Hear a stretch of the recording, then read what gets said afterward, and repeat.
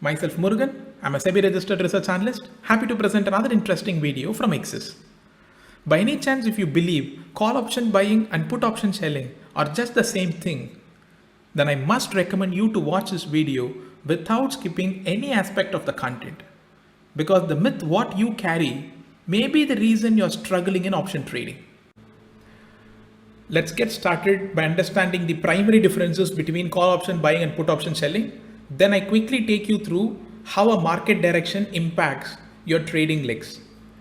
As a call option buyer, remember you're paying a premium, but as a put option seller, you're receiving the premium. So this itself literally differentiate that both are not identical. There are some differences, but that differences is what makes a margin in your trading business. So you need to be very clear that to pay premium or to receive premium while you do a business. But by paying a premium as a call option buyer, what exactly you're getting it? You are getting an option to buy the asset. Remember, it is up to you to buy or not to buy. This is a very common difference. Try to understand it. As a call option buyer, you are buying the underlying, but it is up to you to buy or not to buy the underlying. Whereas as a put option seller, you must buy if a put option buyer exercise the contract, because you offered that option to someone. That is the reason why you are a put option seller. So you sold that option to someone. So someone has that liberty to dump the product on your head. It is up to him to dump or not to dump. So from a put option selling perspective, you must be ready to buy the option if someone exercises the contract. So you don't have much of liberty. So when someone forces you to buy, you should be in the position to buy the asset. So that's the second differences you see here. And the third difference is that as a call option buyer, you own nothing. Basically, you don't have any obligations. But as a put option seller, you receive the premium in order to take that obligations. So try to understand, as a call option buyer, what you are looking forward is the option to buy, but for that you paid a premium. But as a put option seller, you received a premium in order to take the obligations. By this time, you might have not found much of sense in order to differentiate your trading, because I've not given you from a trading perspective. But try to understand there is a lot of differences in this particular area. But now let me take you much more interesting content, that when we have a bullish, neutral, bearish view in the market, what really makes money? I think this is what the head-to-head comparison people wish to do it. When we have a bullish view in the market, it is true that as a call option buyer, there is a scope for you to make money. So I agree that you can make money. But remember, as a put option seller, we can also make money. But here what we make is limited to the premium. That you need to understand. Because as a call option buyer, we make money if the price goes above the strike price. But anything goes beyond is all yours. It is unlimited. But remember, it is limited by the time period. Whereas a put option seller, if a market goes up, you enjoy the premium, because that a put option buyer may not exercise the contract, the premium remains with you. This is the reason why most of them believe that call option buying and put option selling are same. It means they have not understands the remaining two directional aspect. They were biased only with respect to bullish. The moment you think about bullishness, you are thinking both are same. But if you see on the neutral note, call option buying will not help you to make money, because you incur the premium loss. Most likely you lose the time value. Of course, if market is actually neutral, you lose the premium component. Whereas put option selling making money, because even if the market is neutral, the time value will become an advantage to the put option seller. So that is the reason why when you compare bullish to bullish, both looks same, but they are not same, because call option buyer can make more money, whereas the put option seller can make a limited premium. Whereas when you compare the neutral aspect, put option selling gets an edge over the call option buying. And of course, a lot of you people think that call option buying will lose money when the market becomes bearishness. But it is going to be a surprise note to you people that when market becomes bearish, even a put option seller got a scope to make money. But I've given you a star condition. I hope you people see it is, there is a condition applied. The condition is the market should not drastically fall below the strike price. So even when market slightly goes down, there is not much of problem. You still got a scope to make money as long as market doesn't fall below the strike price. But as far as the call option buying, I don't have to explain. Most of you can easily understand that you lose the complete premium. In fact, both the intrinsic value and time value, both you loses. Whereas a put option seller, there is a way you lose money as well. In fact, you have the obligations. You should be in the position to give, but still there is a scope for you to make money, which is the premium. You can make money as long as the market doesn't fall below the strike price. Let me tell you one thing. You should first understand this difference. It is very important. Only then you go to the next slide. When I proceed further now, on a very graphical note, let's assume the market is trading at this current level. So I hope you guys can see there is a current market price. So I'm just comparing on both the sides. Okay, there is a call option buying and put option selling.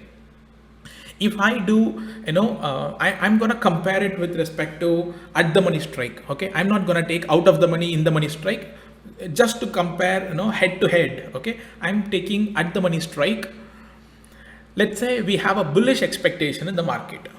So either you can go and buy call options or you can sell put options.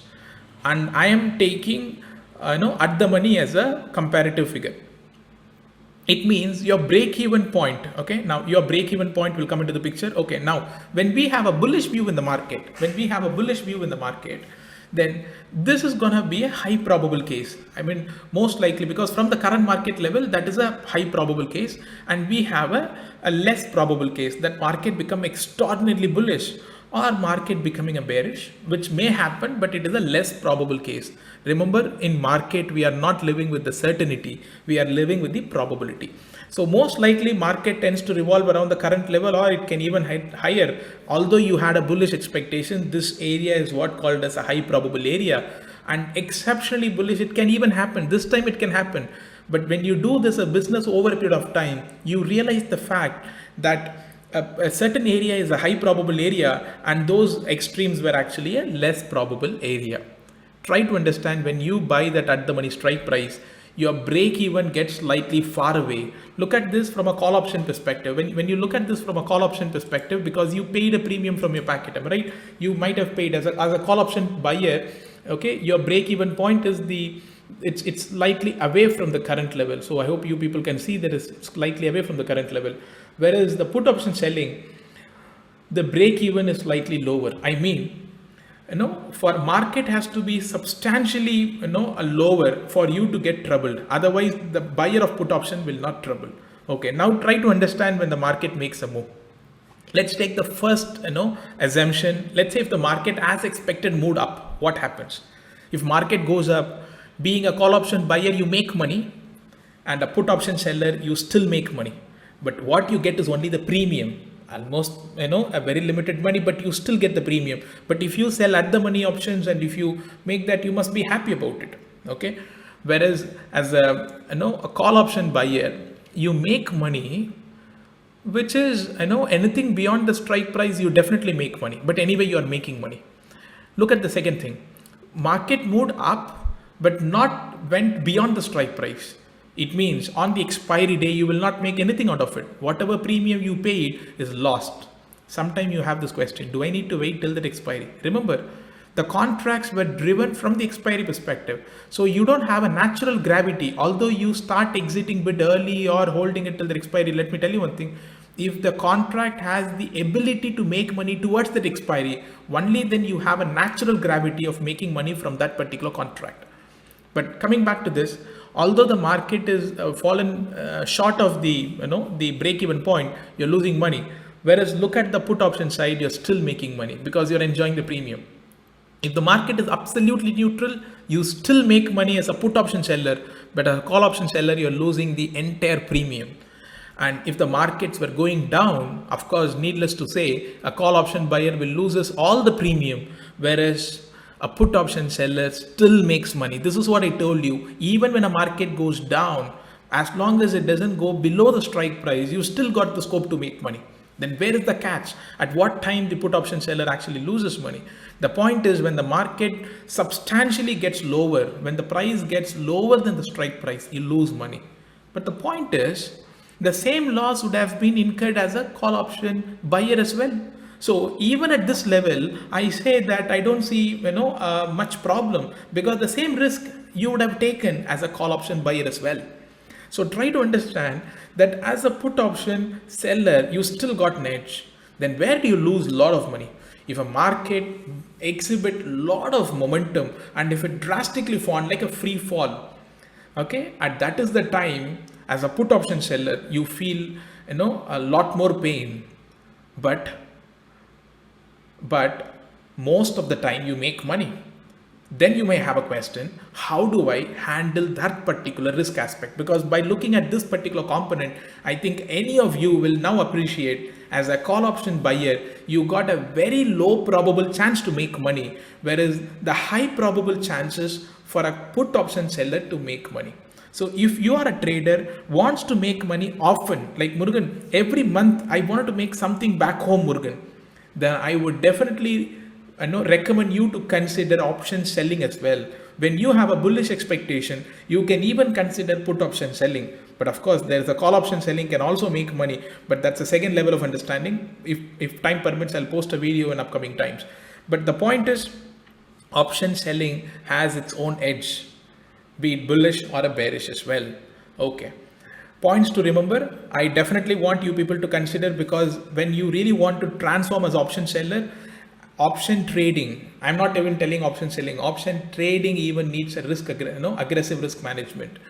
And remember, there is a very common myth which exists in the market. Most of them believe option selling alone can make money, not option buying. That is not even true. If that is the case, everyone start becoming an option seller and the premium which exists in the market gets lower, then inevitably it makes option buying is attractive. So you need to understand that the premium is the game changer here. So sometimes option buyer makes money, sometimes option sellers do make money.